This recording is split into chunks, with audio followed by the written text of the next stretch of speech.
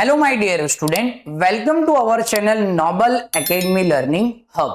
વિદ્યાર્થી મિત્રો, આજે આપણે સ્વાધ્યાય 1.1 માં પ્રશ્ન નંબર 3 જે મોસ્ટ આઈએમપી પ્રશ્ન છે એના હેતુલક્ષી એક્ઝામમાં પૂછાય છે ધોરણ 10 ગણિત બેઝિક ની પરીક્ષામાં. તો વિદ્યાર્થી મિત્રો, અહીંયા નીચે આપેલા પૂર્ણાંકોનો અવિભાજ્ય અવયવ યાદ રાખો. અવિભાજ્ય અવયવની રીતે ગુસા અને લસા શોધો. તો વિદ્યાર્થી મિત્રો, આપણે આગળ ભણી ગયા છે કે અવિભાજ્ય અવયવ એટલે શું. અવિભાજ્ય સંખ્યા એટલે જે સંખ્યાના માત્ર બે જ અવયવ હોય. દાખલા તરીકે 2, 3, 5, 7, 11, 13, 19 વગેરે. તો અહીંયા ત્રણ સંખ્યાના લસા અને ગુસા શોધવાના છે. તો વિદ્યાર્થી મિત્રો, લસા અને ગુસા શોધવા માટે આપણે સૌપ્રથમ નંબર 1 પહેલો દાખલો, એમાં આપણે નંબર 1 માં શું શોધવાનો છે? 12, 15 અને 21. તો અહીંયા પહેલા દાખલાનો આપણે શોધીશું સૌપ્રથમ લસા લઘુત્તમ સામાન્ય અવયવી, નોટ અવયવ. ઓકે, તો ચાલો વિદ્યાર્થી મિત્રો, હવે લસા શોધીએ. આપણે ત્રણેય સંખ્યાના સાથે શોધવાના છે.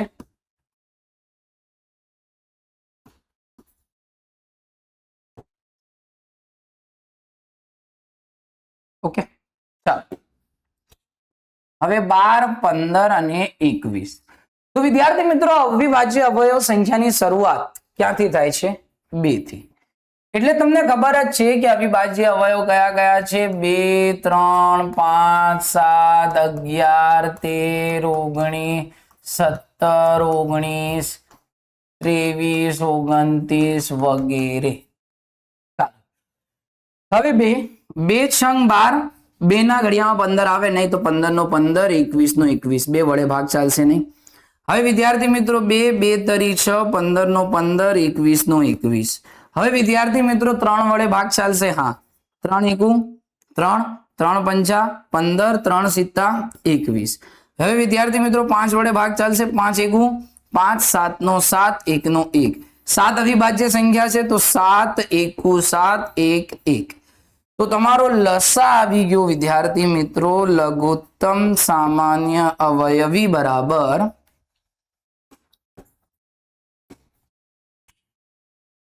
લઘુત્તમ સામાન્ય અવયવી બરાબર કયા અવયવ? 2 ગુણ્યા 2 ગુણ્યા 3 ગુણ્યા 5 ગુણ્યા 7 બરાબર. તો 2 દુ 4, 4 તરી 12, 12 પંચા 60 ગુણ્યા 7, 420.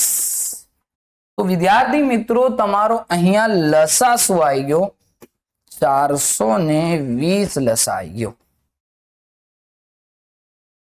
ચાલો હવે વિદ્યાર્થી મિત્રો, આગળ દાખલા કરવાનો છે. આગળ તમારે ગુસા શોધવાનો છે.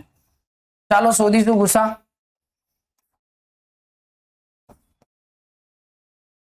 ગુસા એટલે કે બધી જ સંખ્યાનો અવયવ પાડવાના છે, પણ જુદા જુદા. સૌપ્રથમ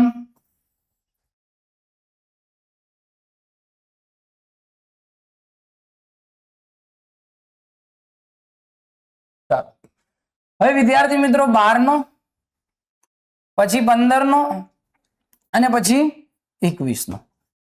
ચાલો હવે ભાગ પાડીશું. પ્રથમ 12 નો, તો 2 છંગ 12, 2 તરી 6, 3 અવિભાજ્ય સંખ્યા છે, 3 એકુ 3.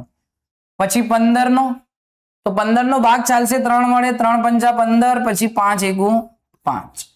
પછી 21 નો, 3 સિત્તા 21 અને 7 અવિભાજ્ય સંખ્યા છે, 7 એકુ 7. આ ત્રણેય સંખ્યામાં સામાન્ય અવયવ કયો છે?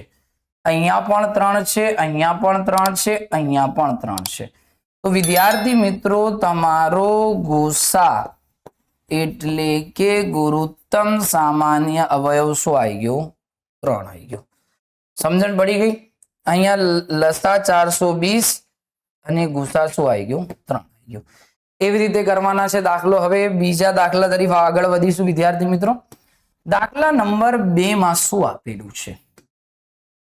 તો વિદ્યાર્થી મિત્રો, દાખલા નંબર 2 માર્ચ 24 માં પૂછાઈ ગયેલ છે. 17, 23 અને 29. દાખલા નંબર 2. 17, 23 અને 29. તો વિદ્યાર્થી મિત્રો સૌપ્રથમ આનો લસા શોધવાનો છે. લસા કઈ રીતે શોધીશું વિદ્યાર્થી મિત્રો તમને ખબર જ છે. તો લસા એક સાથે શોધવાનો હોય. 17, 23, 29. ચાલો હવે એક વાત હું તમને બતાડું વિદ્યાર્થી મિત્રો, આ ત્રણેય જે સંખ્યા છે ને એ અવિભાજ્ય સંખ્યા છે. 17, 23 અને 29. 17, 23 અને 29. તો વિદ્યાર્થી મિત્રો ત્રણેય સંખ્યાનો ભાગ ત્રણેય સંખ્યાથી જ ચાલશે, એટલે કે પોતાની સંખ્યાથી જ ચાલશે, બીજી કઈ સંખ્યાથી ચાલશે નહીં.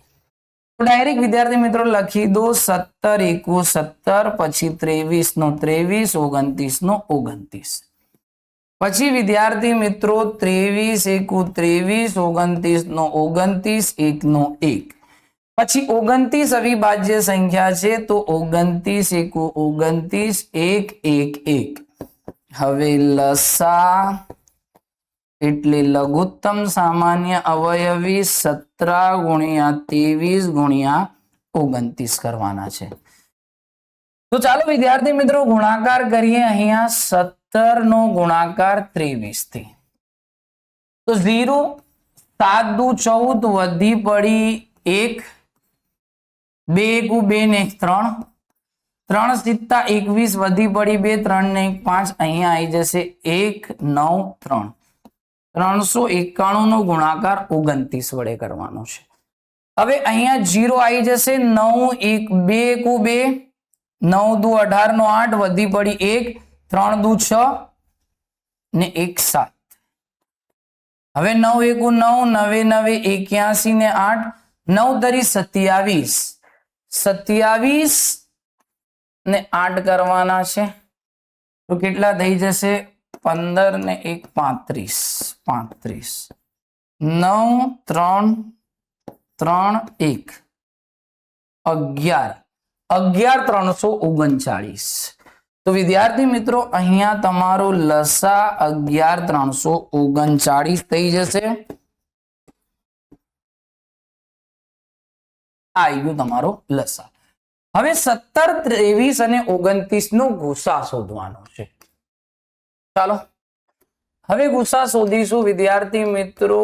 ગુરુત્તમ સામાન્ય અવયવ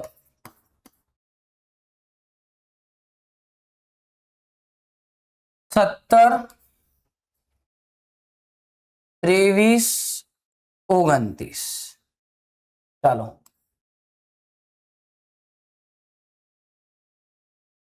અહીંયા વિદ્યાર્થી મિત્રો 17, 23, 29. તો 17 કઈ સંખ્યા છે? અવિભાજ્ય સંખ્યા છે. તો અવિભાજ્ય સંખ્યાનો ભાગ હંમેશા અવિભાજ્ય સંખ્યાથી જ ચાલશે. એટલે વિદ્યાર્થી મિત્રો અહીંયા 17 એકુ 17, 23 એકુ 23, 29 એકુ 29. વિદ્યાર્થી મિત્રો એક વાત યાદ રાખો, જ્યારે કોઈ સામાન્ય અવયવ ન હોય ત્યારે તમારે ગુસા શું લેવાનો? 1 લેવાનો. આ વાત હંમેશા યાદ રાખવાની. જ્યારે તમારું કોઈ પણ સામાન્ય અવયવ ના નીકળે વિદ્યાર્થી મિત્રો ત્યારે તમારે ગુરુત્તમ સામાન્ય અવયવ શું લેવાનો? 1 લેવાનો. સમજણ પડી ગઈ? તો વિદ્યાર્થી મિત્રો અહીંયા તમારો બીજો દાખલો પણ પૂર્ણ થાય છે. હવે દાખલા નંબર 3 તરફ આગળ વધીશું. 8 9 અને 25. હવે 8 9 અને 25. તો વિદ્યાર્થી મિત્રો સૌપ્રથમ આપણે લસા શોધીશું. લઘુત્તમ સામાન્ય અવયવ. તો લસામાં વિદ્યાર્થી મિત્રો શું કરવાનું છે?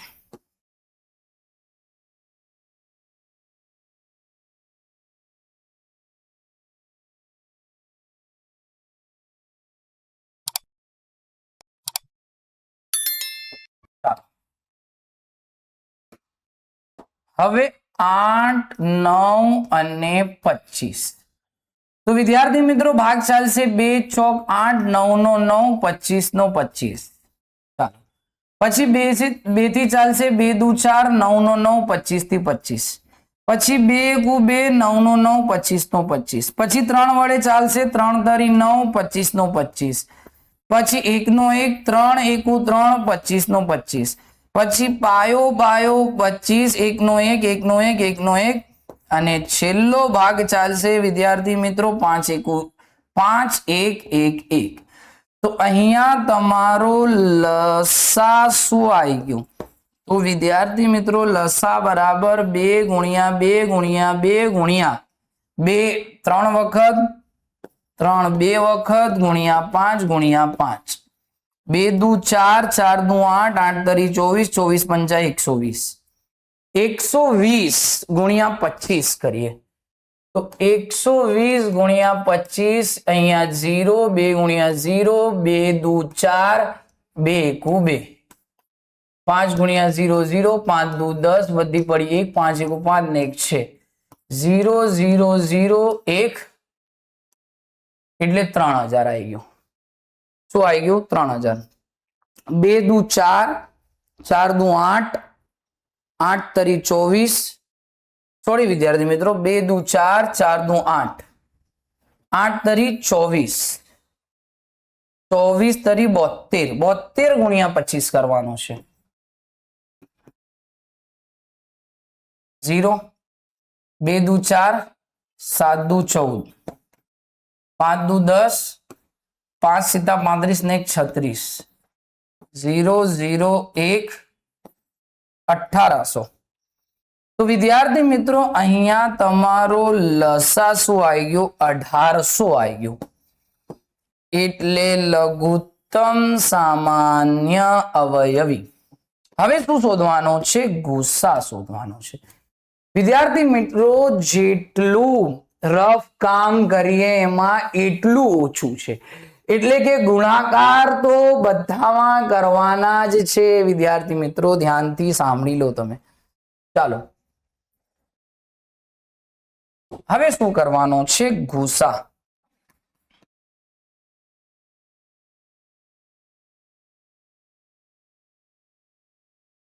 ચાલો હવે ગુસા કરવાનો છે 8 9 25. ચાલો 8 9 25. ચાલો વિદ્યાર્થી મિત્રો 8 9 25 નો ગુસા. તો સૌ પ્રથમ 8 અહીંયા 9 અહીંયા 25 અહીંયા. ચાલો ભાગ ચાલશે હવે. તો 2 ચોક 8 2 દુ 4 2 એકુ 2 3 દરી 9 3 એકુ 3 પછી પાયો 25 ને 5 એકુ 5. અહીંયા સામાન્ય અવયવ નીકળે છે નથી. અહીંયા બધા અવયવ 2 છે, અહીંયા આના 3 છે, આના 5 છે. તો સામાન્ય અવયવ નીકળતું નથી. તો વિદ્યાર્થી મિત્રો જ્યારે સામાન્ય અવયવ ના નીકળે તો ગુસા શું લેવાનો? 1. એટલે તમારો ગુરુત્તમ સામાન્ય અવયવ શું થઈ જશે? 1 થઈ જશે.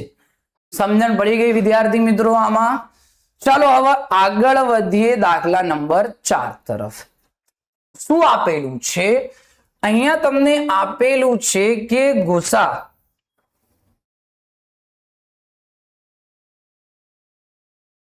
ગુસા 306 657 બરાબર 9 છે. તો તમારે અહીંયા લસા એટલે કે લઘુત્તમ સામાન્ય અવયવી 306 657 કેટલા થાય? એટલે કે ગુસા 9 આપેલું છે તો લસા કેટલું થાય? તો વિદ્યાર્થી મિત્રો આ માર્ચ 24 માં પૂછાયેલ દાખલો છે ને 21 માં પણ. તો વિદ્યાર્થી મિત્રો સંબંધ ચકાસવાનો એક સૂત્ર હતો કે લસા AB ગુણ્યા ગુસા AB બરાબર a ગુણ્યા b. તો વિદ્યાર્થી મિત્રો અહીંયા લસા કેટલો છે? અહીંયા લસા નથી તો અહીંયા લખો લસા a 306 b 657. પછી અહીંયા પણ લખી દો ગુસા 306 657 ને અહીંયા એ 306 ગુણ્યા 657. અહીંયા લસા આપણે શોધવાનો છે. લસા 306 657, પરંતુ અહીંયા ગુસા આપેલો છે 9, તો અહીંયા 9 306 ગુણ્યા 657. ચાલો હવે 9 ગુણાકારમાં છે, સામે આવે ભાગાકારમાં. તો લસા 306 657 બરાબર 306 ગુણ્યા 657 ભાગ્યા 9. તો આનો ગુણાકાર અને ભાગાકાર કરવાથી જવાબ આવશે 22,338. તો વિદ્યાર્થી મિત્રો તમારો લસા 306 657 બરાબર જવાબ આવી ગયો 22,338. સમજણ પડી ગઈ વિદ્યાર્થી મિત્રો? તો અહીંયા તમારો દાખલા નંબર 4 પણ પૂરો થાય છે.